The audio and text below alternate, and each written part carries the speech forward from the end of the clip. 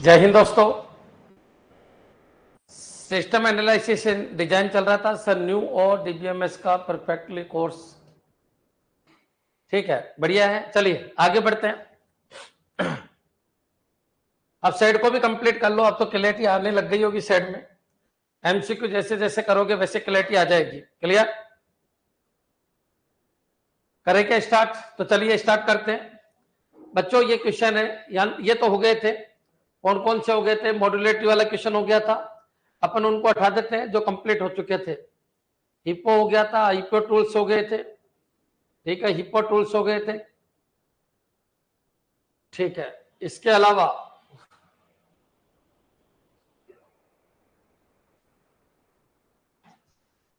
Coupling वाले हो गए थे बच्चों। कपलिंग में कोई दिक्कत नहीं है अब आपको, कपलिंग कर लोगे आप।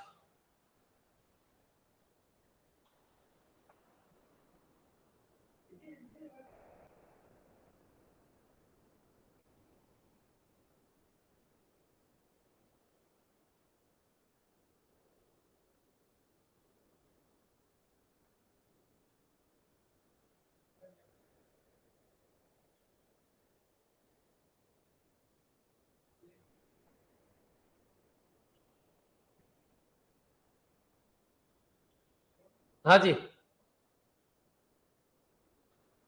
यहां से क्वेश्चन स्टार्ट करना था। देखिए एक बार, जितना हो गया था उससे आगे अपन बढ़ रहे हैं।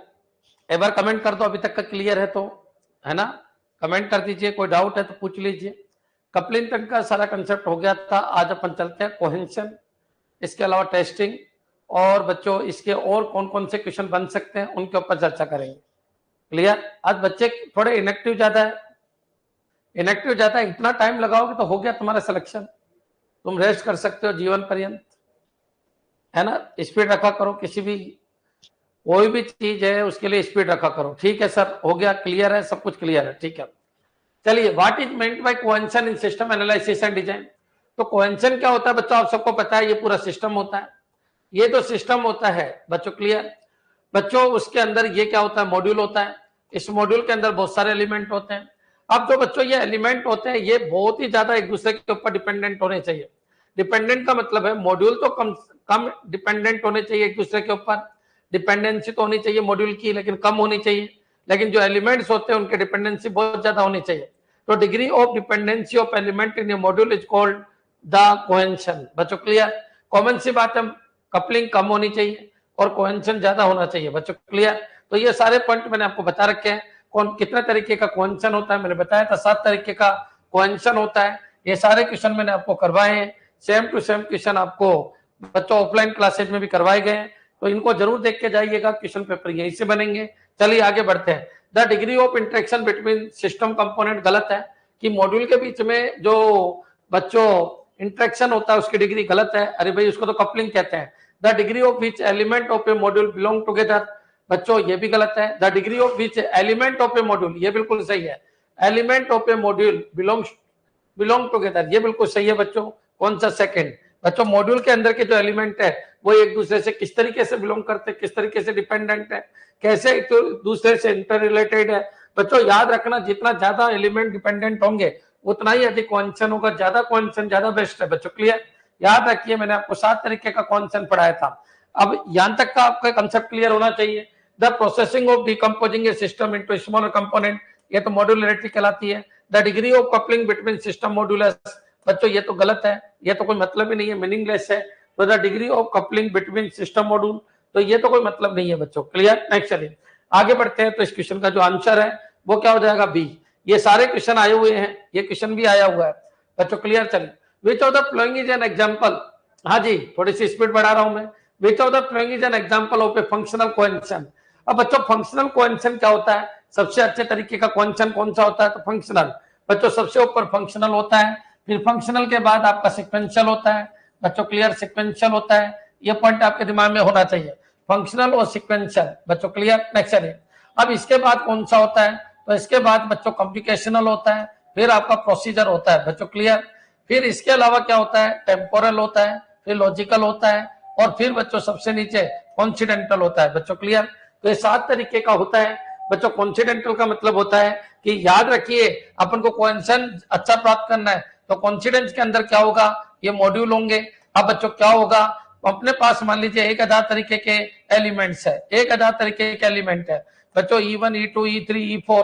तो बच्चों क्या होगा, मैं मॉड्यूल किस तरीके से बनाऊंगा, तो रैंडमली कोई भी एलिमेंट लेके अगर मैं बना दूं तो उसको बोलते हैं कॉन्सिडेंस, कॉन्सिडेंस कोहेरेंस। बच्चों क्लियर। लॉजिकल में क्या करूंगा, तो लॉजिकल में बच्चों जो लॉजिक देखिए याद रखना, लॉजिकल कोहेरेंस का मतलब है एक जैसे वर्क परफॉर्म करने वाले उनको एक ग्रुप के अंदर रखूंगा। अब एक जैसा वर्क कौन कौन कर रहा है, चलिए ये भी आपका प्रिंटिंग का काम कर रहा है और ये भी आपके प्रिंटिंग का काम कर रहा है, तो बच्चों प्रिंटिंग के काम करने वालों को एक मॉड्यूल के अंदर रखूंगा। ये भी प्रिंटिंग का काम कर रहा है, ये भी प्रिंटिंग का काम कर रहा है, यानी एक जैसे काम को करने वालों को एक मॉड्यूल के अंदर रखूंगा। ये होता है लॉजिकल कोहेरेंस। बच्चों याद रखना, टेम्पोरल का मतलब होता है सेम टाइम पे काम करने वालों को मैं इसके अंदर रखूंगा। याद रखिए मेरे पास हजारों की संख्या में एलिमेंट है, अब उन एलिमेंट को मैं मॉड्यूल के अंदर किस तरीके से डालूंगा, तो डालने के अपने कितने तरीके हैं, 7। बच्चों तो मैं मॉड्यूल बनाऊंगा तो एलिमेंट को सिलेक्ट कर करके बनाऊंगा। अब कौन से एलिमेंट को कौन से मॉड्यूल में डालना है, अगर उनके बीच में कोई रिलेशन नहीं है तो उसको कॉन्सिडेंस कहते हैं, और बच्चों अगर वो सेम वर्क परफॉर्म करते हैं तो उसको लॉजिकल कहते हैं। बच्चों क्लियर।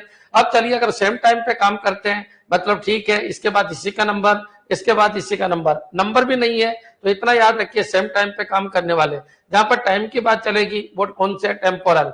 बच्चों मैंने कहा 12:04, 12:05।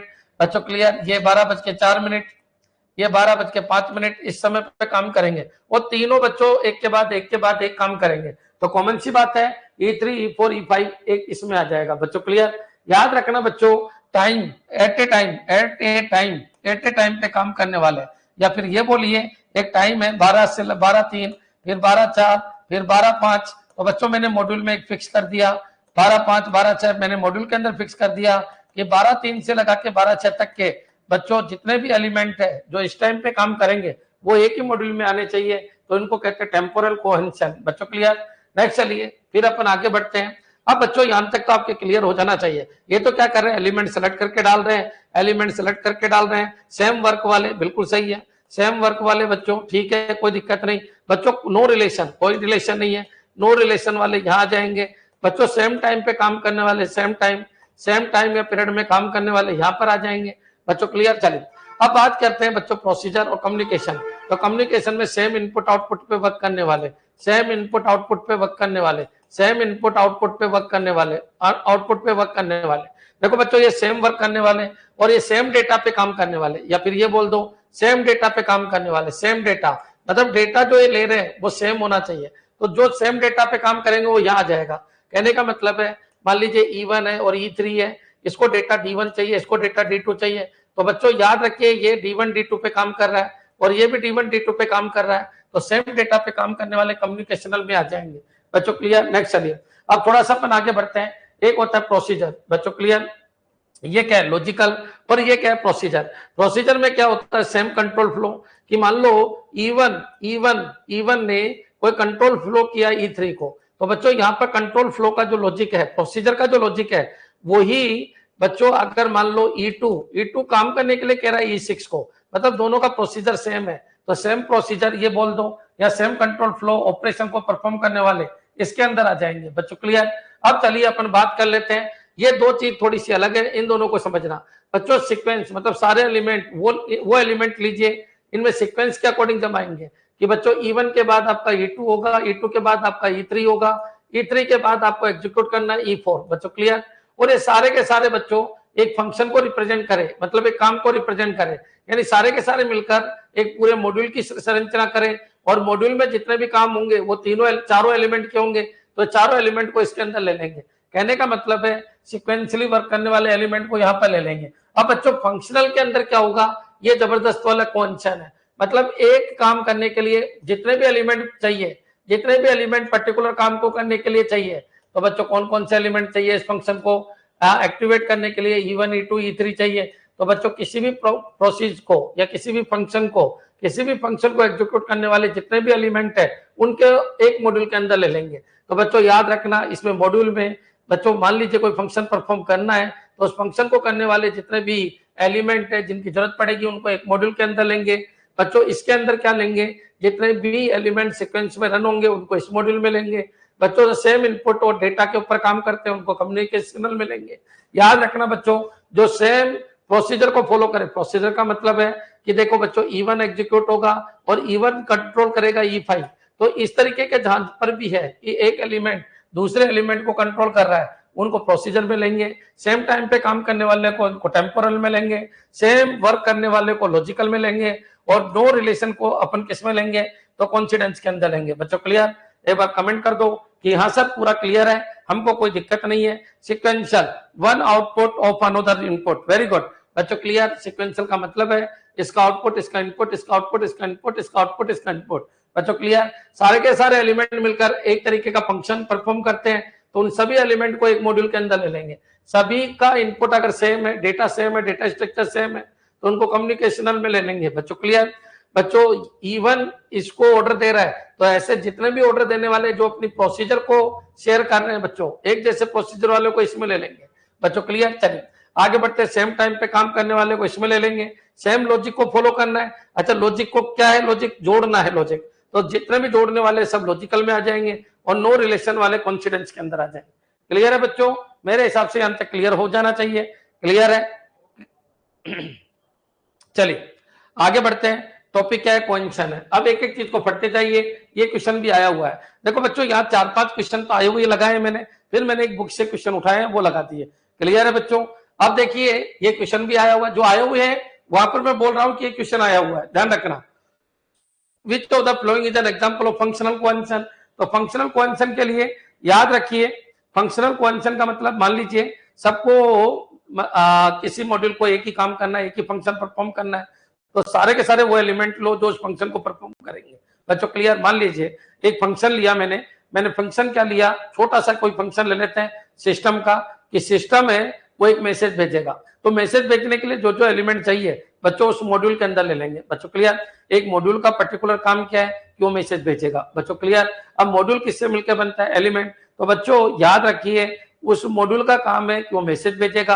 अब बच्चों उसके अंदर चाहिए बहुत सारे एलिमेंट, तो सारे एलिमेंट मिलकर आपका एक काम करते हैं क्या, मैसेज भेजना। तो बच्चों जिस जिसकी जरूरत है उन सबको एक मॉड्यूल के अंदर ले लेंगे। क्लियर है बच्चों? याद रखिए ये आपको पता है कि कोएफिशिएंट ज्यादा होना चाहिए, इन एलिमेंट के बीच में रिलेशनशिप ज्यादा होनी चाहिए। हाईएस्ट बच्चों रिलेशनशिप बिटवीन एलिमेंट फंक्शनल के अंदर होता है, कोएफिशिएंट सबसे ज्यादा फंक्शनल में होता है। मतलब सारे मॉड्यूल सारे एलिमेंट बच्चों मॉड्यूल कोई एक काम कर रहा है, लेकिन याद रखना ये सारे के सारे एलिमेंट वही है जो इस काम से रिलेटेड है। बच्चों क्लियर? इसको बोलते हैं फंक्शनल। आ गया समझ में? क्लियर है क्या? एक बच्चे ने पूछा है, शायद कौन है ये, कि सर फंक्शनल को रिपीट कर दो। अरे फंक्शनल का मतलब यह है एक मॉड्यूल में उन सारे एलिमेंट को आपको लेना है जो एक टाइप के फंक्शन को परफॉर्म करे। बच्चों क्लियर?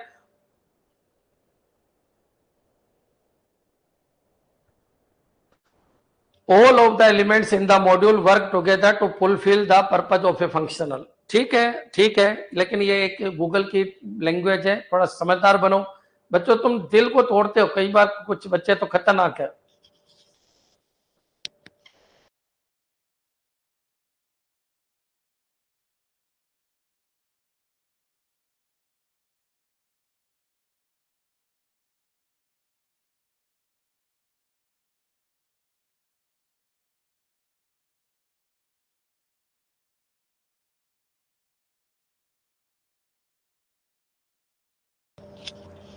हाँ जी बच्चों, यहां तक क्लियर हो गया होगा।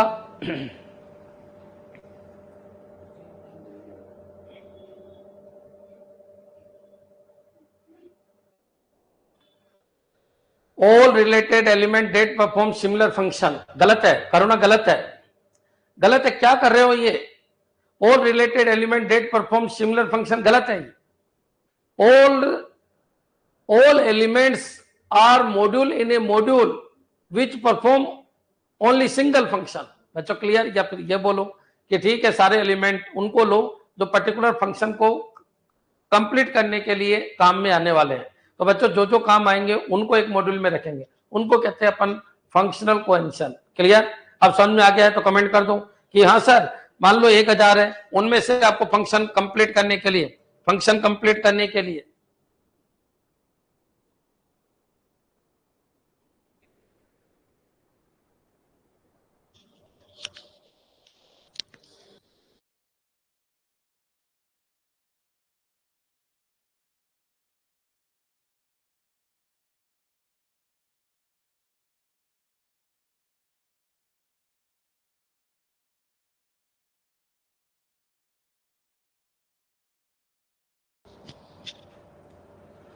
all elements which is used to perform functional activity not similar it's single function. very good बच्चों क्लियर. सिंगल फंक्शन, मान लीजिए कोई फंक्शन है, एक फंक्शन को एक मॉड्यूल में रखा, अब इस फंक्शन को कंप्लीट करने के लिए जो जो एलिमेंट की जरूरत है वो अपन यहाँ पर ले लेंगे, जैसे E1 की, E2 की, E3 की, E4 की जरूरत है तो बच्चों वो एक मॉड्यूल में रख लेंगे. Clear. Group of element need to perform a single function operation task. ठीक है. All elements are a module in a functional. गलत है. देखो आप एक डेफिनेशन नहीं समझ पा रहे हो, क्या तैयारी करोगे, क्या प्रोग्रामर बनोगे. डेफिनेशन केवल इतनी सी है कि एक वर्क को परफॉर्म करने के लिए जितने एलिमेंट की जरूरत है उनको एक मॉड्यूल में रख लेंगे, बस खत्म. क्लियर है बच्चों. चलिए अब आगे बढ़ते हैं. तो बच्चों ये हो गया. और बच्चों जो सीक्वेंस में एग्जीक्यूट होते हैं बच्चों क्लियर, जैसे E1 के बाद E2 का नंबर, E2 को E3, उनको एक मॉड्यूल में रख लेंगे सिक्वेंशियल. सेम इनपुट के ऊपर काम करेंगे. कम्युनिकेशनल बच्चों जो एक प्रोसीजर के थ्रू बनते हैं. ठीक है कि इसके बाद ये इसको कमांड दे रहा है, ये इसको कंट्रोल कर रहा है, वो किसके अंदर आ जाएंगे, प्रोसीजर. सेम टाइम पे होने वाले इसके अंदर, सेम वर्क को परफॉर्म करने वाले इसके अंदर, नो रिलेशन वाले इसके अंदर. क्लियर. चलिए आगे बढ़ते हैं. अब बच्चों आगे बढ़ते हैं. Which of the following is an example of a functional cohesion. A module that perform various unrelated task. ये तो बच्चों कॉन्सिडेंटल है. बच्चों क्लियर. बच्चों कॉन्सिडेंस है ये तो पूरा. A module that contain all input output operation. Input output operation बच्चों क्लियर. तो आप बताइए ये कौन सा है. तो ये तो बच्चों कम्युनिकेशनल है. ठीक है. A module that perform all data validation function. All data validation function. A module that handle both data processing and user interface. बच्चों क्लियर. इसमें क्या आएगा सोचो जरा. बच्चों किसकी बात कर रहा है, functional cohesion. A module that perform various unrelated task, ये खत्म. A module that contain all input output operation, ये भी खत्म क्योंकि कम्युनिकेशनल है. Clear. A module that perform all data validation function. All data validation function. ठीक है बच्चों. A module that handle both data processing and user interface. Both data processing and user interface, ये भी खत्म. बच्चों क्लियर. तो common सी बात है, एक फंक्शन को एग्जीक्यूट करने के लिए जो जो आपको एलिमेंट चाहिए वो एक मॉड्यूल के अंदर होगा. A module that perform all data validation function. Data validation function एक जैसे फंक्शन को परफॉर्म करने के लिए बच्चों क्लियर. तो याद रखिए फंक्शन की वैलिडिटी के लिए जो जो अपन को चाहिए वो सब इसके अंदर आ जाएंगे. आंसर क्या बन जाएगा बच्चों, सी. क्लियर. तो इस तरीके से आपको आंसर देना है. हो सकता है लैंग्वेज थोड़ी टफ हो लेकिन पढ़ोगे तो समझ में आ जाएगा. नेक्स्ट चलिए आगे बढ़ते हैं. Which type of cohesion is characterized by element that operates on the same data. अब सेम डेटा के ऊपर जो ऑपरेट होता है वो कौन सा, लॉजिकल. कॉन्सिडेंटल का में तो कोई लिंक ही नहीं होता. सेम टाइम पे ये होता है. सिक्वेंशियल में बच्चों इसका इनपुट उसका आउटपुट, उसका इनपुट उसका आउटपुट. तो बच्चों जो सेम डेटा के ऊपर होता है, which type of cohesion is characterized by. बच्चों कोहेरेंशन का मतलब है कि आप किस तरीके से एलिमेंट को मॉड्यूल करें. बच्चों क्लियर. एक मॉड्यूल के अंदर रखे. तो बच्चों याद रखना जो सेम डेटा के ऊपर काम करता है बच्चों क्लियर, सेम डेटा है, सेम लॉजिक के ऊपर काम करता है, उनको एक साथ ले लीजिए. Which type of cohesion is characterized by element that operate on the same data. बच्चों क्लियर. जो सेम डेटा के ऊपर काम करता है. अब सेम डेटा के ऊपर क्या है, जो लॉजिकली है, क्योंकि ये खत्म ये खत्म. बच्चों सिक्वेंशियल भी खत्म. तो आपका क्या हो जाएगा, लॉजिकल कोहेरेंशन. लॉजिकल कोहेरेंशन में क्या होगा बच्चों, लॉजिक सेम होगा. बच्चों क्लियर. चाहे वो डेटा से रिलेटेड हो चाहे फंक्शन से रिलेटेड हो, लॉजिक सेम होगा. बच्चों क्लियर. मतलब याद रखिए, मान लो आपको अगर प्लस ऑपरेशन करना है तो प्लस, तो सारे प्लस वाले एक ही मॉड्यूल के अंदर ले लेंगे. जो भी ये पर्टिकुलर काम करेंगे वो सब एक ही मॉड्यूल के अंदर आ जाएंगे. क्लियर है बच्चों. ऑप्शन काट के करना क्योंकि लैंग्वेज काफी डिफिकल्ट है. When different elements of a module are grouped together because they are processed at the same time, it is an example of which cohesion. तो बच्चों टेम्पोरल कोहेरेंशन. ये पॉइंट क्लियर हो जाना चाहिए. क्लियर है. स्पीड रखो, स्पीड रखो बच्चों. आंसर देने की स्पीड रखो. वो कह रहा है एलिमेंट को ग्रुप करेंगे, किसी भी किसके अंदर करते हैं एलिमेंट को ग्रुप. तो बच्चों आप सबको पता है एलिमेंट को जो ग्रुपिंग करते हैं अपन वो किसके अंदर करेंगे, तो बच्चों मॉड्यूल के अंदर करेंगे. और किसके हिसाब से, जो एलिमेंट सेम टाइम के ऊपर रन होते हैं उनको एक मॉड्यूल के अंदर रखेंगे तो उनको कहते हैं टेम्पोरल कोहेरेंशन. बच्चों क्लियर. नेक्स्ट आगे बढ़ते हैं. What type of cohesion occur when elements of a module are grouped together without any meaningful relationship? ये क्वेश्चन कई बार आया है कि कोई रिलेशनशिप नहीं और किसी भी मॉड्यूल के अंदर रैंडमली उठा के रख दिए. बच्चों क्लियर. अब ये चाहे काम अलग करे, कुछ भी करो, कुछ शेयरिंग भी नहीं करे, उनको बोलते हैं कॉन्सिडेंटल कोहेरेंशन. बच्चों ये बहुत लो लेवल का क्या होता है, कोहेशन होता है। तो ये पॉइंट आपके दिमाग में आ जाना चाहिए। तो बच्चों याद रखिए, ये घटिया क्वालिटी का होता है, अपन को ये नहीं चाहिए। अच्छी परफॉर्मेंस के लिए अपन को फंक्शनल कोएफिशिएंट चाहिए, ये कोएफिशिएंट नहीं चाहिए। बच्चों क्लियर? फंक्शनल कोएफिशिएंट में क्या होता है, अभी जस्ट बताया मैंने कि एक ही फंक्शन को परफॉर्म करने के लिए सारे एलिमेंट काम करेंगे। बच्चों क्लियर हो जाना चाहिए। सिक्वेंशियल कोएफिशिएंट में सारे एलिमेंट सीक्वेंस में काम करेंगे। प्रोसीजर कोएफिशिएंट में मतलब उन एलिमेंट को अपन लेंगे जिनकी प्रोसीजर एक्टिविटी सेम है। बच्चों क्लियर? इस तरीके से आपको ध्यान रखना है। क्लियर है बच्चों? Functional coefficient is best. Very good, very good. Next चलिए आगे बढ़ो। What type of coefficient is characterized by a module performing several unrelated activities often based on different input and output? Unrelated वही आ जाएगा बच्चों, coincidental cohesion। बच्चों clear? तो ये सारे क्वेश्चन अभी तक मैंने कराए, ये सब आए हुए हैं। Which type of cohesion represent a module performing a single well defined task with closely related function? तो बच्चों क्या होता है functional cohesion?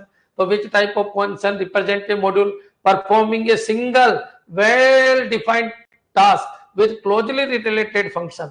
बच्चों क्लियर? तो समझ में आ जाना चाहिए। सारे के सारे एलिमेंट बच्चों क्लियर, उन सारे एलिमेंट को एक मॉड्यूल के अंदर रखेंगे जो एक फंक्शन को परफॉर्म कर रहा है। तो बच्चों इस मॉड्यूल में E1 E2 E3 ये तीन ही होंगे। बच्चों क्लियर? तो ये पॉइंट आपके क्लियर होना चाहिए। किस तरीके के क्वेश्चन बनते हैं? When a module perform a series of action in a specific order. बच्चों clear? Which type of coefficient is exhibit? बच्चों ध्यान रखने, when a module perform a series of action in a specific order. ठीक है? तो बच्चों एक module के अंदर सीरीज ऑफ एक्शन हो रहा है। बच्चों clear? In a specific order. Which type of coefficient is? तो सीक्वेंशियल कोएफिशिएंट होता है बच्चों, सीक्वेंशियल कोएफिशिएंट होता है। ये पॉइंट आपके क्लियर हो जाना चाहिए। क्या इसमें कई सीक्वेंशियल कोएफिशिएंट है? नहीं है। तो फिर ये कह रहा है कि बच्चों एट ए टाइम होने वाले, मतलब इसके बाद ये, यानी एक समय की भी तो बात चल सकती है। तो उसके लिए टेम्पोरल कोएफिशिएंट। बच्चों इसका बेस्ट आंसर होता है सीक्वेंशियल, क्योंकि सीक्वेंशियल कोएफिशिएंट में सारे एलिमेंट सीक्वेंस में जुड़ते हैं। लेकिन आप खुद सोचो एक ही टाइम पे हो रहे हैं, तो एक ही टाइम पे हो रहे हैं तो भी बच्चों ये क्लियर है कि वो टाइम का सीक्वेंस बोल रहा है। टाइम का सीक्वेंस मतलब चाहे वो इनपुट आउटपुट नहीं करे एक दूसरे को, लेकिन टाइम का सीक्वेंस है कि इसके बाद यही हो रहा है, इसके बाद यही हो रहा है, तो बच्चों टाइम का सीक्वेंस है। बच्चों क्लियर? कई बार होता है कि फंक्शनलिटी का सीक्वेंस नहीं होकर टाइम का सीक्वेंस है। तो बच्चों देख लिया करो, कभी ऑप्शन में नहीं है तो सीक्वेंस दो में चलता है, एक तो टेम्पोरल में और एक सीक्वेंस किस में चलता है? तो सीक्वेंस के अंदर चलता है। बच्चों क्लियर? तो सीक्वेंस में क्या होता है, एक का आउटपुट दूसरे का इनपुट होता है और बच्चों उन सबको लिया जाता है जो एक फंक्शन इस तरीके का परफॉर्म करे जो बच्चों बहुत सारे रिलेटेड है और एक एलिमेंट दूसरे के आउटपुट को यूज करता है, तो वो तो हो गया सीक्वेंशियल। और बच्चों एक ही टाइम के ऊपर सीक्वेंशियली होने वालों को अगर एक साथ लेते हैं तो टेम्पोरल। यहाँ पर लॉजिकल तो होगा नहीं, क्योंकि तो सेम डेटा के ऊपर काम करते हैं या सेम लॉजिक के ऊपर काम करते हैं, ये अनरिलेटेड है। प्रोसीजर यहाँ पर होगा नहीं बच्चों। प्रोसीजर क्यों नहीं होगा? क्योंकि इनके प्रोसीजर सेम है। क्योंकि क्वेश्चन ने क्या बोला, when a module perform a series of action in a specific order, which type of coefficient is? तो बच्चों सबसे पहले तो इसका आंसर आएगा सीक्वेंशियल। लेकिन ऑर्डर दो तरीके के होते हैं, एक टाइम का ऑर्डर, उसने कुछ नहीं दिया टाइम का ऑर्डर है, या फिर इनपुट आउटपुट का ऑर्डर है। बच्चों क्लियर? कुछ नहीं दिया तो पहला आंसर होता सीक्वेंशियल, नहीं है तो फिर टाइम। बच्चों क्लियर? प्रोसीजर भी तो हो सकता है, प्रोसीजर नहीं हो सकता। प्रोसीजर का मतलब ये होता है कि मैंने कहा ये F1 है, वो कमांड दे रहा है F2 को। तो बच्चों याद रखना, किसी एलिमेंट में अगर F1 F2 को कमांड दे रहा है तो वो ही एलिमेंट इस मॉड्यूल के अंदर रखेंगे जहां पर कोई फंक्शन दूसरे फंक्शन को कमांड दे रहा है, उनको बोलते हैं प्रोसीजर। प्रोसीजर का मतलब है जिनकी कॉलिंग एक्टिविटी सेम है। बच्चों क्लियर? जिनकी कॉलिंग एक्टिविटी सेम है वो प्रोसीजर के अंदर आएंगे। बच्चों क्लियर? तो ये पॉइंट आपके क्लियर हो जाना चाहिए। अगर कोई ये कहे सीक्वेंस की बात करें तो सीक्वेंस दो तरीके के होते हैं, एक टाइम सीक्वेंस जो टेम्पोरल के अंदर होता है, सेम टाइम पे काम करने वाले, या फिर एक टाइम पीरियड के अंदर काम करने वाले। बच्चों क्लियर? और एक होता है बच्चों सीक्वेंस किसके अंदर, कि एक एलिमेंट का आउटपुट दूसरे का इनपुट, दूसरे का आउटपुट तीसरे का इनपुट, इस तरीके से चलने वाले। बच्चों क्लियर? तो दोनों में कंफ्यूज मत होना, पहले इसका आंसर सीक्वेंशियल होगा, नहीं है तो फिर आपको कौन सा लेके आना है? टेम्पोरल। बच्चों क्लियर? नेक्स्ट चलिए आगे बढ़ते हैं अपन। इस क्वेश्चन को देखिए, which type of coefficient is characterized by a module that perform activity that share common data. बच्चों clear? That share common data. अब कॉमन डेटा तो लॉजिकल कोएफिशिएंट, बच्चों कम्युनिकेशनल कोएफिशिएंट, सीक्वेंशियल कोएफिशिएंट, बच्चों प्रोसीजर कोएफिशिएंट, ये सब गलत है। Procedure का मतलब होता है बच्चों सेम प्रोसीजर को फॉलो करे। बच्चों क्लियर? तो इसका आंसर क्या बनेगा? लॉजिकल कोहेरेंशन है कम्युनिकेशन कोहेरेंशन। अब देखिए which type of cohesion is characterized by a module that perform activity that share common data. अब कॉमन डेटा बच्चों लॉजिकल कोहेरेंशन है कम्युनिकेशनल कोहेरेंशन है। तो बच्चों याद रखिए सेम इनपुट आउटपुट के ऊपर वर्क करने वाले। सेम इनपुट आउटपुट का मतलब होता है डेटा। बच्चों क्लियर? तो इसका मतलब कम्युनिकेशनल कोहेरेंशन जिनके इनपुट आउटपुट डेटा सेम है या डेटा सेम है। बच्चों क्लियर? याद रखिए उनको बोलते हैं सेम डेटा। डेटा वर्ड आते ही आपको क्या लगाना है? कम्युनिकेशन कोहेरेंशन। सेम लॉजिक, अब लॉजिक में तो बहुत सारी चीजें आ सकती है बच्चों। डेटा का मतलब होता है इनपुट आउटपुट। बच्चों क्लियर? तो which type of cohesion is characterized by a module that perform activity that share common data. तो कॉमन डेटा के लिए कम्युनिकेशन कोहेरेंशन। क्लियर? एक बार कमेंट कर दूं कि हाँ सर बिल्कुल क्लियर है, हमको कोई दिक्कत नहीं है किसी भी तरीके की। बच्चों देखिए आपके जो जो क्लियर है वो फंक्शनल क्लियर हो गया होगा, सिक्वेंशियल भी आपके क्लियर हो गया होगा बच्चों। इसके बाद कम्युनिकेशनल भी आपके क्लियर हो गया होगा, कम्युनिकेशन के बाद प्रोसीजर भी आपके क्लियर हो गया होगा। फिर बच्चा टेम्परेरल, लॉजिकल और कॉन्सिडेंटल, तो ये आपके क्लियर है। टेम्पोरल क्लियर है। लॉजिकल में अगर कोई कंफ्यूजन है तो इतना सा समझ लो, लॉजिकल का मतलब होता है लॉजिक सेम होना चाहिए। लॉजिक मतलब वर्किंग सेम होनी चाहिए, वर्क सेम होना चाहिए, वर्क सेम होना चाहिए। बच्चों क्लियर? प्रोसीजर का मतलब होता है, प्रोसीजर का मतलब फ्लो, कंट्रोल फ्लो से रिलेटेड होता है। कंट्रोल फ्लो से रिलेटेड होता है मतलब जो फंक्शन कॉल इसमें वही फंक्शन कॉल इसमें होनी चाहिए। फंक्शन कॉल से रिलेटेड होता है, फंक्शन कॉल से रिलेटेड होता है। बच्चों ये क्या है? कम्युनिकेशनल। इसमें इनपुट आउटपुट डेटा सेम होते हैं। इनपुट आउटपुट जिसके ऊपर काम करते हैं या फिर ये बोल दो डेटा सेम होते हैं। सिक्वेंशियल में बच्चों एक एलिमेंट मतलब तीनों एलिमेंट अगर सीक्वेंस में काम कर रहे हैं और एक पर्टिकुलर काम करे, काम कंप्लीट होना चाहिए, तो बच्चों उनको एक मॉड्यूल में रखा जाता है। और बच्चों एक काम निपटाना और जिन जिन की भी जरूरत है उनको एक मॉड्यूल में रखा जाता है, वो फंक्शनल है। क्लियर है बच्चों? चलिए यहां तक आ गया होगा क्लियर। नेक्स्ट आगे बढ़ते हैं। When a module perform activity that are related by time and occur sequentially. बच्चों टाइम के अकॉर्डिंग है और सिक्वेंशियली भी है, तो वो कौन सा? टेम्पोरल। बच्चों क्लियर? टेम्पोरल में टाइम के अकॉर्डिंग सीक्वेंस होता है। बच्चों क्लियर? कि ठीक है यार इस टाइम पीरियड में होने वाले सबको एक साथ ले लो। बच्चों क्लियर? तो एक टाइम पीरियड में एक साथ तो कोई दो एक्टिविटी हो नहीं सकती, तो टाइम का सीक्वेंस है। तो ये पॉइंट आपके क्लियर हो जाना चाहिए। What type of cohesion is being demonstrated? Temporal cohesion. Next चलिए, which type of cohesion is characterized by a module that perform action based on a specific processing sequence. बच्चों clear? Specific processing sequence. अब की बात देखिए, अब question को पढ़ो। देखो स्पेसिफिक प्रोसेसिंग सीक्वेंस वर्ड बोला है, which type of cohesion is characterized by a module that perform action based on a specific processing sequence. ठीक है? अब प्रोसेसिंग सीक्वेंस बच्चों समझ में आ गया होगा। इसने ये थोड़ी बोला है कि ठीक है तो लॉजिकल तो खत्म हो गया, अच्छा सिक्वेंशियल भी खत्म हो गया, फंक्शनल भी खत्म हो गया, क्या होगा? प्रोसीजर। प्रोसीजर में क्या होगा बच्चों? एक सेम प्रोसेसिंग होती है। बच्चों F1 ने अगर F2 को कॉल किया तो बच्चों जिन एलिमेंट के अंदर F1 F2 को कॉल कर रहा है वो सब एक साथ ले लेंगे अपन। क्लियर? समझ में आ गया होगा? तो याद रखिए सीक्वेंशियल कोहेरेंशन का मतलब, और प्रोसीजर में बच्चे बहुत कंफ्यूज हो जाते हैं। सीक्वेंस का मतलब तो होता है कि जो एलिमेंट है वो सीक्वेंस में वर्क करेंगे। बच्चों क्लियर? एलिमेंट ही सीक्वेंस में वर्क करेंगे। और यहाँ पर क्या होगा? एलिमेंट के अंदर जो प्रोसीजर यहाँ है वही दूसरे एलिमेंट के अंदर है। F1 F2 वही दूसरे एलिमेंट के अंदर है, उनको एक मॉड्यूल में लेंगे तो बच्चों उसको बोलते हैं प्रोसीजर कोहेरेंशन। मतलब सेम सीक्वेंस ऑफ प्रोसीजर को यूज करते हैं, वो किसके अंदर आएंगे? प्रोसीजर कोहेरेंशन। क्लियर है बच्चों? तो ये पॉइंट आपके दिमाग में होना चाहिए। क्लियर है? चलिए आगे बढ़ते हैं। What type of coherention involve a module performing different activities based on unrelated criteria? ये कई बार आ चुका है, याद रखना अधिकतर यही आता है और फंक्शनल आता है, और ये बीच वाले बहुत कम आते हैं बच्चों। क्लियर? कभी कभी टाइम वाला भी आ जाता है बच्चों। which of the following is the correct order of 7 types of coherention from the weakest to strongest? weakest में ये आएगा बच्चों, तो ये आ गया, फिर लॉजिकल, फिर टेम्पोरल, फिर प्रोसीजर, फिर कम्युनिकेशनल, फिर बच्चों सिक्वेंशियल, फिर फंक्शनल। बी आंसर हो जाएगा बच्चों। क्लियर? ये ऑर्डर याद रखना, इस ऑर्डर में से बहुत क्वेश्चन आते हैं। आपको 3 याद रखने हैं, एक तो कॉन्सिडेंटल, एक फंक्शनल, एक टेम्पोरल। बच्चों क्लियर? बच्चों और एक सिक्वेंशियल। इनके अलावा आपसे कुछ नहीं पूछेगा। क्यों? क्योंकि अधिकतर यही आते हैं, जितने भी पेपर देखे आपने अधिकतर आपके यही आते हैं। ज्यादा अगर इजी आएगा तो हाईएस्ट कोहेरेंशन क्या है वो पूछ लेगा, लोएस्ट कोहेरेंशन क्या है वो पूछ लेगा। बच्चों क्लियर?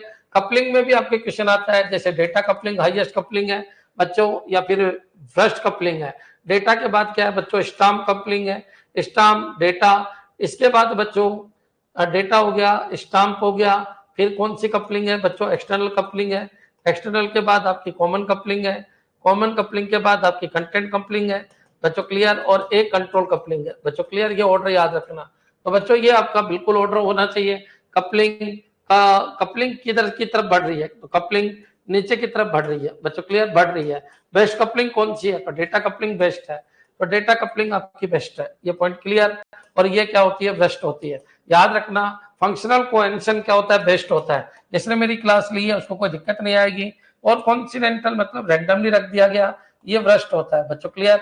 ये पॉइंट आपके क्लियर हो जाना चाहिए।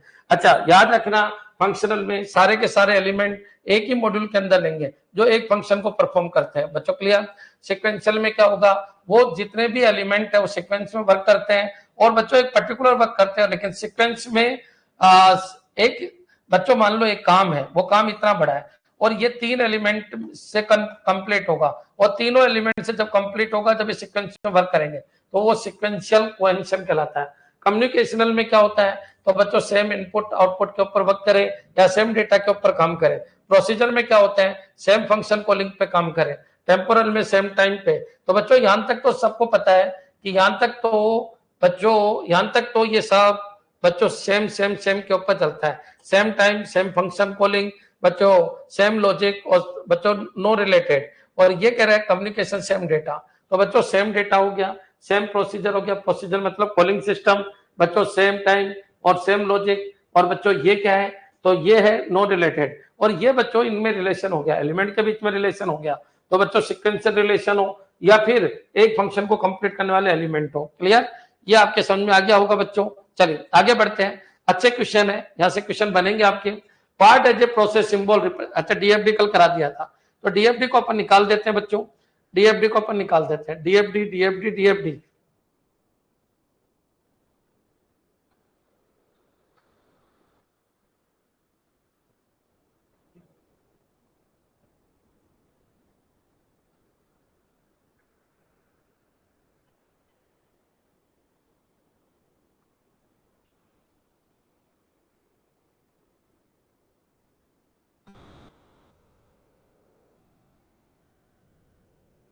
ठीक है, यहां तक के क्वेश्चन मैंने कल करा दिए थे, अब 156 से देख लीजिए, क्लियर है। एक बार कमेंट कर दो कि सर कोहेरेंशन का क्वेश्चन कोई भी आएगा हम कर देंगे। अगर आपको कोई दिक्कत है कोहेरेंशन और कपलिंग किसी भी तरीके का कोई दिक्कत है तो आप मेरे से पूछ सकते हो, बाकी मैंने सब एक एक करवा दिया। फंक्शन कोहेरेंशन के अंदर बच्चों एक फंक्शन को कंप्लीट करने के लिए जिन जिन एलिमेंट की जरूरत होगी वो एक मॉड्यूल के अंदर रखेंगे। सीक्वेंस कोहेरेंशन मतलब सीक्वेंस में काम करने वाले जितने भी एलिमेंट है उनको एक मॉड्यूल के अंदर रखेंगे।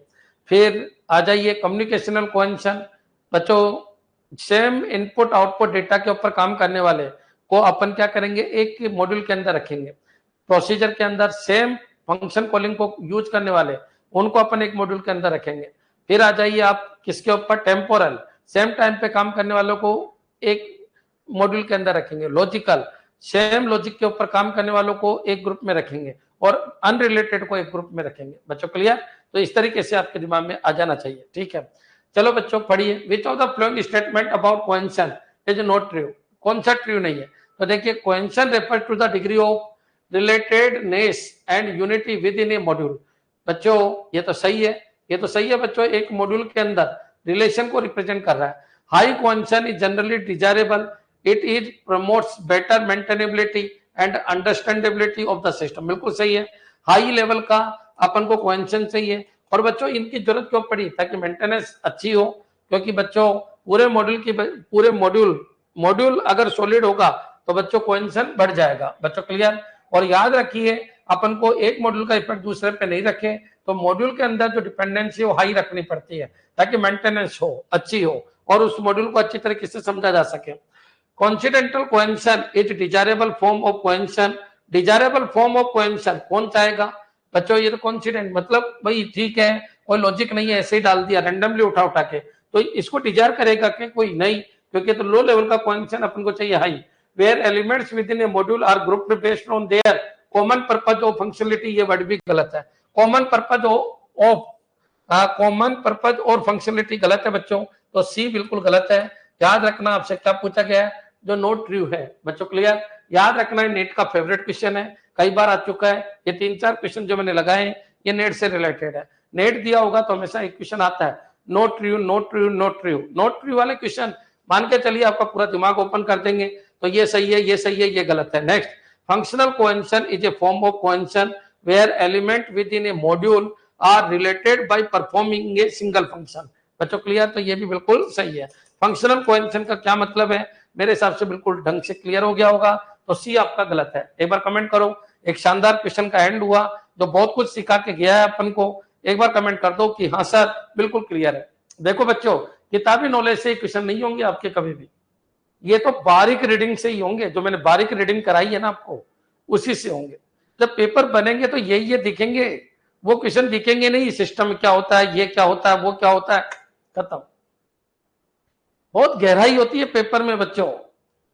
अब बच्चों इंडस्ट्री, ये जो आपके ये जो पेपर वाली इंडस्ट्री है, इसमें बूढ़े बूढ़े जाके बैठ के बुजुर्ग बुजुर्ग वो कुछ पता नहीं क्या करते हैं। बाकी जबरदस्त लेवल होता है पेपर का। ये आते हैं पेपर में, ऐसी चीजें आती है पेपर में कि ठीक है यार, एक एक पॉइंट का निचोड़ होना चाहिए, एक एक पॉइंट आपके समझ में आना चाहिए। अरे यार सर इस पॉइंट में गड़बड़ है, ये गड़बड़ है। जिसके ये समझ में आने लग गया सर यहाँ इस पॉइंट में गड़बड़ है, ये गड़बड़ है, इसलिए गड़बड़ हुई, वो राजा है बच्चों इस टॉपिक का। क्लियर, चलिए आगे बढ़ते हैं, आगे बढ़ते हैं। मेरे हिसाब से अंत तक क्लियर। नेक्स्ट चलिए बच्चों, विच of the following statement about coupling is not true. ये भी आया हुआ है, कपलिंग के लिए क्या सही नहीं है बच्चों, क्लियर। सी प्रोसीजर कोइंसन है क्या, सी कौन सा, ये तो coincidental cohesion is desirable form of a cohesion where element within a module are grouped based on their common purpose और फंक्शनलिटी। बच्चों कॉमन पर्पज और फंक्शनलिटी, ये तो फंक्शनल कोहेरेंस है ना, grouped based on their common purpose और functionality. Common functionality के लिए कॉमन फंक्शन को परफॉर्म करना है, कॉमन फंक्शन को परफॉर्म करना है, इसलिए ये फंक्शनल कोहेरेंस में ही आएगा बच्चों, क्लियर। चलिए आगे बढ़ते हैं बच्चों। Coupling refer two degree of interdependency between module और कंपोनेंट्स, बिल्कुल सही है। ये तो सही है बच्चों कि भाई मॉड्यूल आपस में एक दूसरे के ऊपर डिपेंडेंट कैसे है, उसको रिप्रेजेंट कर जाता है कौन, coupling. Loose coupling is generally preferable as it promotes modularity and reusability, बिल्कुल सही है बच्चों, इसमें भी कोई दिक्कत नहीं है। ये भी बिल्कुल सही है कि लूज कपलिंग चाहिए आपको, क्लियर। आपसे पूछा क्या गया, नोट ट्रू।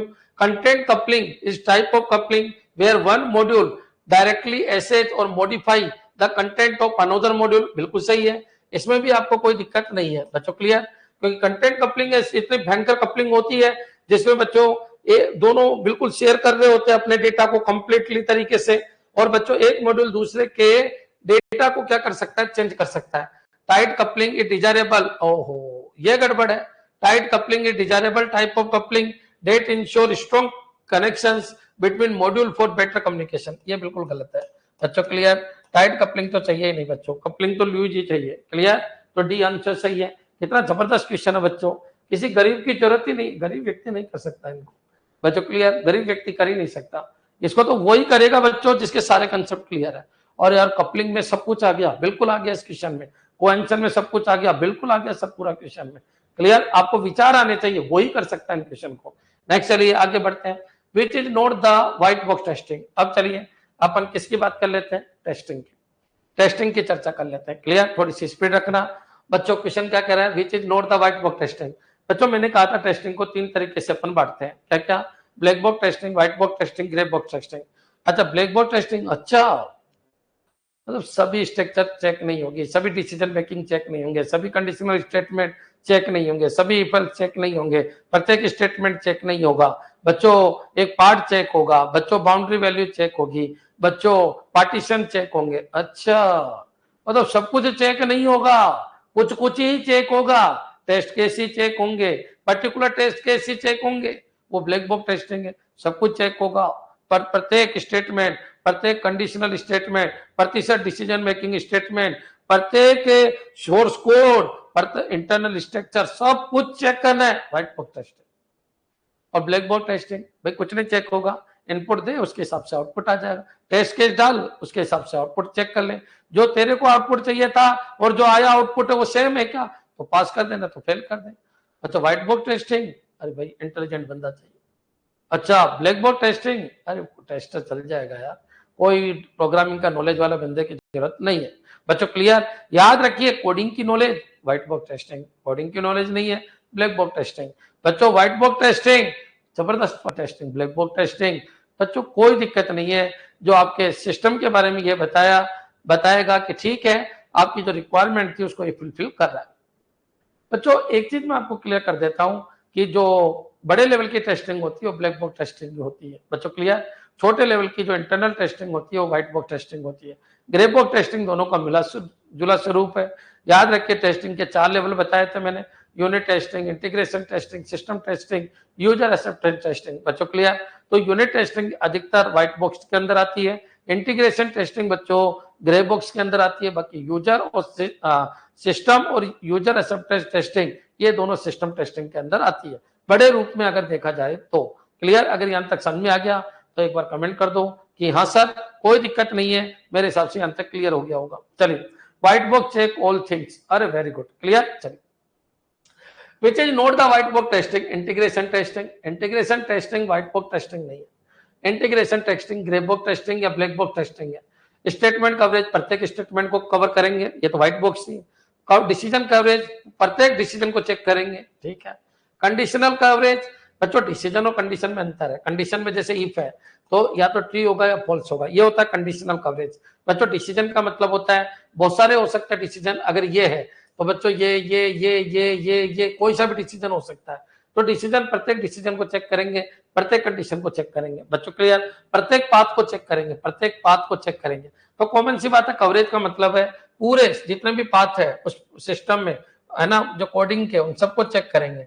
कवरेज बच्चों कंडीशन, प्रत्येक डिसीजन, प्रत्येक स्टेटमेंट, जैसे कवरेज की बात होगी बच्चों याद रखिए व्हाइट बॉक्स है। इंटीग्रेशन टेस्टिंग एक ब्लैक बॉक्स टेस्टिंग है, केवल इतना बताता है कि इंटरफेस प्रॉपर वर्क कर रहा है या नहीं कर रहा, एक मॉड्यूल दूसरे मॉड्यूल को वैल्यू सही तरीके से पास कर रहा है नहीं कर रहा, उसको कहते हैं इंटीग्रेशन टेस्टिंग। बच्चों clear, integration testing under black box testing और ग्रे बॉक्स टेस्टिंग, अगर दोनों है तो आंसर देना ग्रे बॉक्स टेस्टिंग, और ग्रे बॉक्स नहीं आता कहीं पर भी एग्जाम में तो आपको आंसर देना है black box testing. Clear sir, decision और पाथ में डिफरेंस क्या है? ठीक है, पाथ बच्चों बहुत सारे बनते हैं, जैसे मान लीजिए एक प्रोग्राम है, एक प्रोग्राम मैंने ये बनाया, ये लीजिए ए, यहाँ पर ले लिया मैंने क्या बी, यहाँ पर ले लिया बच्चों मैंने सी, यहाँ पर ले लिया मैंने डी, यहाँ पर ले लिया बच्चों मैंने ई, यहाँ पर ले लिया बच्चों मैंने एफ। बच्चों क्लियर, क्लियर है। यहाँ पर ले लिया बच्चों मैंने ये, और यहाँ पर ले लिया मैंने जी। बच्चों यहाँ पर क्या ले लिया मैंने जी,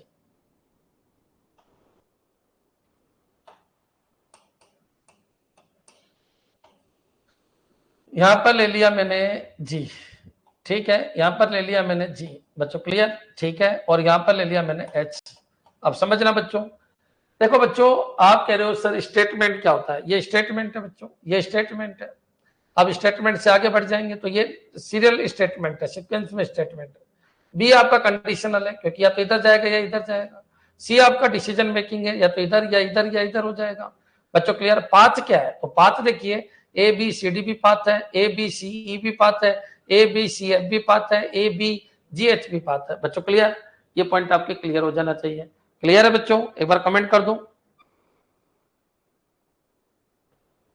क्लियर है बच्चों, सर मैंने आज कंप्यूटर टीचर का कोर्स लिया है, कहां से स्टार्ट करूं? ठीक है, अभी ये क्लास इस चीज के लिए नहीं है, ठीक है बच्चों, तो ये पॉइंट आपके क्लियर हो जाना चाहिए। हाँ जी, क्लियर है सबके? अरे पढ़ाई करो, एग्जाम दो बच्चों, क्या मतलब है फालतू कमेंट बाजी करते रहते हो। Path coverage, conditional coverage, decision coverage, statement coverage, ये क्लियर हो जाना चाहिए। प्रत्येक स्टेटमेंट, प्रत्येक डिसीजन, प्रत्येक कंडीशन, प्रत्येक पाथ। बच्चों क्लियर, चलिए आगे बढ़ते हैं, नेक्स्ट क्वेश्चन के ऊपर आइए। विच of the following is not a type of black box testing. अब बच्चों ब्लैक बॉक्स टेस्टिंग में देखिए, एक बार बताइए, आप जितना भी रिक्वायरमेंट थी उस रिक्वायरमेंट में इक्विवेलेंस पार्टीशन, बच्चों एक जैसी रिक्वायरमेंट को एक तरफ कर लिया, दूसरी रिक्वायरमेंट को आपने एक तरफ कर लिया। बच्चों एक जैसी तीसरी रिक्वायरमेंट को एक तरफ कर लिया, इसको कहते हैं इक्विवेलेंस पार्टीशन। अब सभी को नहीं चेक करना, इनमें से किसी एक को, इनमें से किसी एक को, इनमें से किसी एक को। इक्विवेलेंस पार्टीशन का मतलब है जितनी भी आपकी प्रॉब्लम है, जितने भी आपकी रिक्वायरमेंट है, उनको आपको टुकड़ों में तोड़ना है। अब उनको टुकड़ों में तोड़ना है और फिर बच्चों उनको आपको चेक करना है। मतलब प्रत्येक पाथ नहीं, प्रत्येक बच्चों कंडीशन स्टेटमेंट नहीं, प्रत्येक डिसीजन स्टेटमेंट नहीं, तो ऐसे नहीं, आपको किस तरीके से जितने भी आपकी प्रॉब्लम है उसको इक्विवेलेंट भाग में तोड़ना है और उनमें से आपको एक एक टेस्ट करना है। तो इसका मतलब ब्लैक बॉक्स टेस्टिंग हो गई। डिसीजन टेबल टेस्टिंग बच्चों याद रखना, ये भी ब्लैक बॉक्स टेस्टिंग हो गई। बच्चों क्लियर? बाउंड्री वैल्यू एनालाइज क्या होता है, तो सुनिए बाउंड्री वैल्यूज क्या है। मान लो यहाँ से एक वैल्यू से लगा के 9 वैल्यू पे चेक करना, तो बच्चों अपन को 2 3 4 5 6 7 8 पे चेक नहीं करना। बच्चों कोई भी सेट है उसकी फर्स्ट है और लास्ट वैल्यू के ऊपर अगर वो प्रॉपर काम कर रहा है तो मान लेते हैं उनके बीच में भी प्रॉपर काम कर रहा है, तो बाउंड्री वैल्यू में छोड़ रहे हैं अपन, इसलिए ब्लैक बॉक्स है। बच्चों क्लियर? डिसीजन टेबल में भी बहुत कुछ छोड़ा जाता है, इसलिए ब्लैक बॉक्स है। बच्चों क्लियर? ब्लैक बॉक्स है। इक्विवेलेंस पार्टीशन के अंदर भी बहुत कुछ छोड़ा जाता है, इसलिए ब्लैक बॉक्स है। और बच्चों स्ट्रक्चरल टेस्टिंग याद रखना, स्ट्रक्चरल टेस्टिंग में कुछ भी नहीं छोड़ा जाता, इसलिए व्हाइट बॉक्स है। कैसी है बच्चों? व्हाइट बॉक्स टेस्टिंग है। क्लियर? तो ये पॉइंट आपके दिमाग में आना चाहिए। तो ये व्हाइट बॉक्स टेस्टिंग है। बाकी सारे के सारे क्या है, तो सारे के सारे बच्चों ए बी सी ये सारे के सारे आपके ब्लैक बॉक्स टेस्टिंग है। डिसीजन टेबल जो होती है तो बच्चों उसमें बहुत सारे डिसीजन लिख दिया जाता है। अब सभी डिसीजन को थोड़ी चेक करते हैं बच्चों। क्लियर? याद रखना, अगर वो ये कहे डिसीजन कवरेज तो इसका मतलब है सारे डिसीजन को कवरेज कर लिया गया, तो वो व्हाइट बॉक्स हो जाएगा। लेकिन डिसीजन टेबल को चेक करना, डिसीजन टेबल को चेक करना वो ब्लैक बॉक्स टेस्टिंग है। क्लियर? तो ये पॉइंट दो बच्चे कंफ्यूज हो जाते हैं। डिसीजन कवरेज बच्चों, डिसीजन कवरेज और डिसीजन टेबल दोनों में अंतर है। डिसीजन कवरेज मतलब सभी डिसीजन को कवर कर लिया गया। डिसीजन टेबल की चेकिंग मतलब जो आपने बनाई थी उसको चेक करना, वो ब्लैक बॉक्स टेस्टिंग है। Complex data on decision table, very good बच्चों। क्लियर? तो ये पॉइंट आपके कॉम्प्लेक्स डेटा वर्ड गलत बोल दिया, करुणा ये डेटा वर्ड गलत बोल दिया बच्चों। ये बोलो complex decision making, complex decision making, समझ में आ गया? मतलब याद रखिए, अगर कोई ये पूछे सीक्वेंस में डिसीजन मेकिंग करनी है तो डिसीजन ट्री बनता है, और कॉम्प्लेक्स डिसीजन मेकिंग अगर आपको करनी है तो फिर डिसीजन टेबल बनती है। नोट डेटा, कॉम्प्लेक्स डेटा नहीं। कॉम्प्लेक्स डेटा तो एरे, स्ट्रक्चर, यूनियन, एनम इनको कहते हैं बच्चों। Clear? Complex decision making word आए तो आपको क्या यूज करना है? डिसीजन टेबल यूज करनी है। तो बच्चों स्ट्रक्चर टेस्टिंग व्हाइट बॉक्स है, बाकी ये सारे के सारे ब्लैक बॉक्स है बच्चों। क्लियर? चलिए एक बार कमेंट कर दो इन दोनों क्वेश्चन के लिए कि हाँ सर बिल्कुल क्लियर है। ये भी हमारे बिल्कुल क्लियर हो गया, कवरेज भी हमारे बिल्कुल क्लियर हो गया। अच्छा, यूनिट टेस्टिंग हमेशा व्हाइट बॉक्स में लेते हैं अपन, इंटीग्रेशन टेस्टिंग ग्रे बॉक्स के अंदर लेते हैं। किसके अंदर? ग्रे। लेकिन ग्रे नहीं है तो आप ब्लैक बॉक्स भी कर सकते हो बच्चों। क्लियर? चलिए आगे बढ़ते हैं। बिल्कुल क्लियरिटी आ जानी चाहिए कि ठीक है सर ये हो रहा है। Which black box testing technique is used to test combination of input और फंक्शनल कंडीशन। अब बच्चों देखिए वो क्या कह रहा है, अब इसको पढ़ोगे तो पता चलेगा। Which black box testing technique is used to test combination of inputs और फंक्शनल कंडीशन। ठीक है, तो equivalence partition, decision table testing, boundary value analyze, state transition testing. अब बच्चों वो क्या कह रहा है देखिए, which black box testing technique use to test combination of input और फंक्शनल कंडीशन।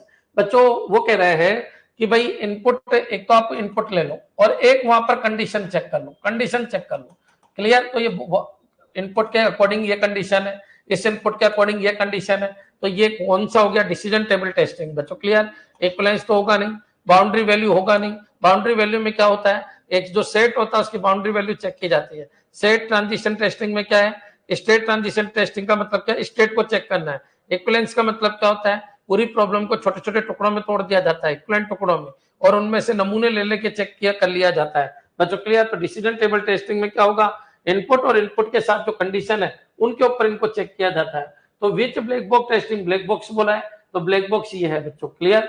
ये भी ब्लैक बॉक्स है, ये भी है, ये भी है, सारे ब्लैक बॉक्स है।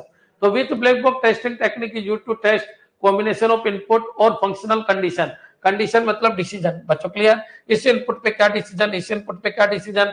मैंने डिसीजन टेबल पढ़ाया था आपको कि इस इनपुट पे क्या डिसीजन, इस इनपुट पे क्या डिसीजन। क्लियर है बच्चों? नेक्स्ट चलिए, step action, very good. Next चलिए, which black box testing technique focus on testing the boundary values of valid and invalid partition. बच्चों मान लीजिए आपने इस प्रॉब्लम के टुकड़े कर दिए, ठीक है, कोई दिक्कत नहीं। यहाँ 1 से 9 तक है, या 10 से लगा के 20 तक है, यहाँ पर बच्चों 21 से लगा के 30 तक है। अपन केवल 1 और 9 के ऊपर चेक करें, 10 और 20 के ऊपर चेक करें, 21 और 30 के ऊपर चेक करें, इसको बोलते हैं बाउंड्री वैल्यू चेकिंग। बच्चों clear, boundary value analysis. Decision table समझ में आई क्या बच्चों? इक्विवेलेंस पार्टीशन करके देखना। यूज केस टेस्टिंग का मतलब होता है कि कौन सा यूजर के लिए आपने सिस्टम में क्या क्या अलाउ किया है। बच्चों क्लियर, वो होता है यूज केस टेस्टिंग, यानी प्रत्येक यूजर क्या क्या काम कर सकता है और क्या क्या काम नहीं कर सकता। बच्चों क्लियर, बहुत डिफिकल्ट, मतलब ये मान के चलो एक ऐसा टॉपिक है बच्चों जिसमें बहुत ध्यान रखना पड़ेगा कौन सा टेस्टिंग। अगर आपका दिमाग एक्टिव हो गया तो फिर आपको दिक्कत नहीं आएगी। पूरा सेट ही ऐसा है बच्चों, एक एक वर्ड का जादू है, एक एक वर्ड का जादू है, एक एक वर्ड का जादू है। बच्चों की यह हालत हो जाती है, हालत पतली हो जाती है। सीखेगा वही जो बच्चा एक एक वर्ड को पढ़ेगा, फोकस करेगा, गोला लगा के पढ़ेगा। क्लियर? चलिए, which black box testing technique divide the input domain of a program into class of data from which test case be derived। बच्चों वो क्या करता है, बांट देता है, जो भी इनपुट है उन सबको बांट देता है।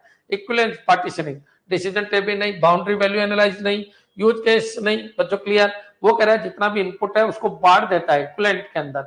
बच्चों क्लियर, तो which black box testing techniques divide the input domain of a program into classes. Classes मतलब क्लास के अकॉर्डिंग उसको बांट देता है। From which test case can be derived. और फिर बच्चों जो बांटा गया है, मान लीजिए ये पूरा पार्टीशन बांट दिया, इनपुट इस इनपुट इस इनपुट पे चेक करना है। अब इसमें से किसी नमूने के ऊपर चेक कर लेंगे। ठीक है बच्चों, बाउंड्री वैल्यू में क्या होगा, जो भी आपने सेट तैयार किया उनकी बाउंड्री वैल्यू चेक होती है। डिसीजन टेबल में हर एक डिसीजन चेक होगा, लेकिन डिसीजन टेबल चेक होगी, डिसीजन कवरेज नहीं हो रहा है। यूज केस टेस्टिंग में कौन सा यूजर सिस्टम की कौन कौन सी फंक्शनलिटी को यूज करेगा। Clear? Equivalent partitioning programme into classes. Very good. Next, which black box testing technique is commonly used for testing system that exhibit different behavior in different state। बच्चों clear, तो state transition die. बच्चों clear, ये नाम से पता चल रहा है, ये ज्यादा आते भी नहीं है। तो बच्चों which black box testing technique is commonly used for testing system that exhibit different behavior in different state। ये चेक करना कि डिफरेंट स्टेट पे सिस्टम का बिहेवियर कैसा होगा, तो नाम से पता चल जाता है बच्चों, स्टेट ट्रांजिशन डायग्राम। नेक्स्ट चलिए, testing. What is the primary focus of black box testing. Black box testing का प्राइमरी फोकस क्या है? Testing internal code structure. गलत है, इंटरनल कोड स्ट्रक्चर तो व्हाइट बॉक्स टेस्टिंग में होती है। Testing user interface and functionality, user interface and functionality. बच्चों क्लियर, ये थोड़ा ठीक है। Testing algorithm and data structure गलत है। Testing database schema and table, ये गलत है। तो बच्चों टेस्टिंग यूजर इंटरफेस, याद रखिए यूजर इंटरफेस मतलब यूजर, ये सिस्टम है, इसमें इनपुट डाल रहा है, तो यूजर इंटरफेस एंड फंक्शनलिटी, तो एक तो फंक्शन और एक इंटरफेस, यूजर इंटरफेस। बच्चों क्लियर, यूजर इंटरफेस और फंक्शनलिटी को टेस्ट करता है। इंटरनल स्ट्रक्चर, ये क्या करता है, कोड, इंटरनल कोड की टेस्टिंग। बच्चों क्लियर, व्हाइट बॉक्स टेस्टिंग है। Testing algorithm and data structure, white box testing. Testing database schema and table, सब की जांच व्हाइट बॉक्स टेस्टिंग है। क्लियर? चलिए आगे बढ़ते हैं। नेक्स्ट चलिए, तो इसमें दो ही चीज होती है कि यार यूजर इंटरफेसिंग कैसे हो रही है और बच्चों फंक्शन का आउटपुट क्या है, यानी फंक्शनलिटी क्या परफॉर्म हो रही है, प्रॉपर फंक्शनलिटी परफॉर्म हो रही है या नहीं हो रही। Which of the following is a technique used in black box testing. तो white box testing, unit testing, boundary value analyze, ये सही है। Code walk through, code walk through का मतलब एक एक कोड को चेक करना, एक एक कोड को चेक करना बच्चों, सीरियल वाइज एक एक कोड को चेक करना। Behaviour and environment, very good. Behaviour testing, environment testing, बिल्कुल बहुत सारी चीजें हैं ब्लैक बॉक्स टेस्टिंग में बोलने के लिए। मैं गारंटी देता हूं तुम 10 दिन तक भी बोल सकते हो, इतना मैंने आपको पढ़ाया। क्लियर? नेक्स्ट आगे बढ़ते हैं बच्चों। Behaviour testing, black box testing एक ही बात है। Which level of testing primarily involve black box testing. तो इंटीग्रेशन टेस्टिंग ब्लैक बॉक्स में आती है, unit testing, system testing, performance testing. बच्चों ब्लैक बॉक्स में कौन सी आती है, तो याद रखना ब्लैक बॉक्स में आती है सिस्टम टेस्टिंग। बच्चों क्लियर, इंटीग्रेशन ग्रे टेस्ट में, यूनिट टेस्टिंग व्हाइट बॉक्स में, सिस्टम टेस्टिंग ब्लैक बॉक्स में, और परफॉर्मेंस टेस्टिंग जो है परफॉर्मेंस चेक करना। बच्चों क्लियर, तो ये आप सबको पता है, ये नॉन फंक्शनल टेस्टिंग का पार्ट है। बच्चों क्लियर, फंक्शनल टेस्टिंग में व्हाइट ब्लैक और ग्रे चेक किया जाता है, नॉन फंक्शनल में नहीं। बच्चों क्लियर, नॉन फंक्शनल के अंदर नहीं। क्यों? क्योंकि आपको सबको पता है ये फंक्शनल टेस्टिंग के पार्ट है, फंक्शनल टेस्टिंग के पार्ट है। क्लियर, ये समझ में आ जाना चाहिए। ये क्या है, नॉन फंक्शनल टेस्टिंग है। क्या है बच्चों, नॉन फंक्शनल टेस्टिंग है, नॉन फंक्शनल टेस्टिंग है, नॉन फंक्शनल टेस्टिंग है। यहाँ पर आप कौन सा नहीं देना क्यों? क्योंकि आपको क्या पूछा गया है कि बच्चों बताइए ब्लैक बॉक्स टेस्टिंग क्या है, तो इंटीग्रेशन है, ग्रे बॉक्स टेस्टिंग है, ये व्हाइट बॉक्स टेस्टिंग है, तो फिर सिस्टम टेस्टिंग आपका सही आंसर होगा। क्लियर? चलिए, परफॉर्मेंस टेस्टिंग क्या होता है? परफॉर्मेंस टेस्टिंग मैंने बताया था नॉन फंक्शनल टेस्टिंग है बच्चों, ये ब्लैक बॉक्स व्हाइट बॉक्स ऐसे नहीं चलती। ये तो बच्चों ये देखा जाता है कि देखिए कोड से रिलेटेड जो टेस्टिंग होती है वो ब्लैक है ना, सिस्टम से रिलेटेड जो टेस्टिंग होती है वो है। नॉन फंक्शनल की बात अलग है, फंक्शनल की बात अलग है। फंक्शनल में ही ब्लैक, ग्रे और व्हाइट टेस्टिंग की जाती है। बच्चों क्लियर? समझ में आ गया? एक बार कमेंट कर दो कि हाँ सर बिल्कुल क्लियर है। नॉन फंक्शनल चीज अलग है, वो केवल एक मेजरमेंट है कि स्केलेबल है या नहीं है, यूजेबल है या नहीं है, पोर्टेबल है या नहीं है। बच्चों क्लियर है? ये आपको बिल्कुल अलग करना है, नॉन फंक्शनल, सिक्योरिटी, परफॉर्मेंस, ये सब। तो बच्चों याद रखिए, आपसे पूछा क्या है उसने, ब्लैक बॉक्स टेस्टिंग। तो यूनिट को तो अपन व्हाइट में लेते हैं, इंटीग्रेशन को अपन ग्रे में लेते हैं, सिस्टम को अपन किस में लेते हैं, black box testing, user acceptance को भी ब्लैक बॉक्स टेस्टिंग में लेते हैं। बच्चों क्लियर? क्योंकि सारी की सारी फंक्शनल टेस्टिंग है। नॉन फंक्शनल टेस्टिंग में ब्लैक और व्हाइट कुछ नहीं होता। बच्चों क्लियर? नॉन फंक्शनल टेस्टिंग है। क्लियर? नेक्स्ट चलिए आगे बढ़ते हैं, भाई कैसी रही उसकी परफॉर्मेंस। ठीक है, which type of black box testing focus on valid and invalid input. Valid और इनवैलिड इनपुट बच्चों क्लियर, ब्लैक बॉक्स ही बताना है। स्टेट ट्रांजिशन गलत है, इक्विवेलेंस पार्टीशनिंग गलत है, एरर गेसिंग बच्चों क्लियर, और use case testing, use case testing बच्चों क्लियर, यूज केस टेस्टिंग बिल्कुल सही है। Use case testing, which type of black box testing focus on valid and invalid input.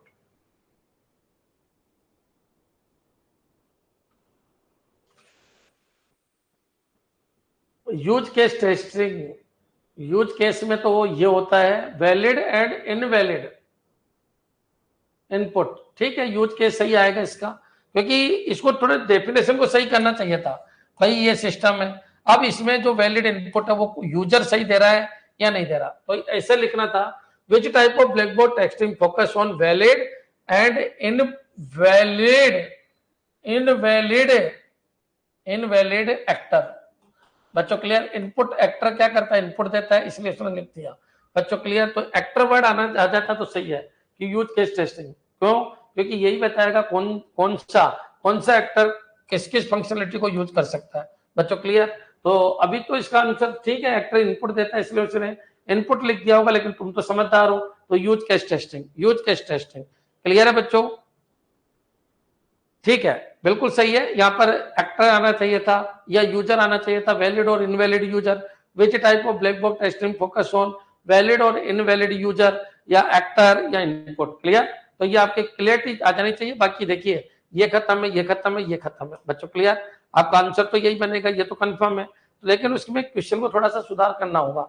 अब वो एक्टर वो इसने इनपुट इसलिए लिख दिया होगा क्योंकि आए हुए क्वेश्चन है, मैं भी कुछ नहीं कर सकता, थोड़ा आपको वहां दिमाग लगाना पड़ेगा। उसने इनपुट इसलिए लिख दिया होगा क्यों? क्योंकि एक्टर करेगा क्या, इनपुट देगा सिस्टम में।